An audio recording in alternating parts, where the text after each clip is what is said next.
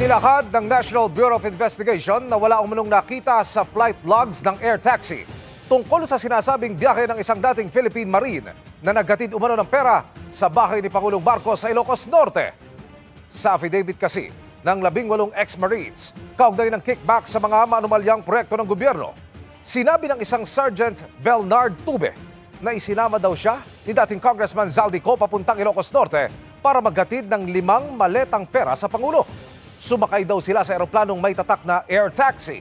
Pero sabi ni NBI Director Melvin Matibag, sinabi mismo ng air taxi na sa kanilang flight logs, wala raw nakitang biyahe na magkasama sina Zaldico at Sergeant Tube mula 2023 hanggang 2025.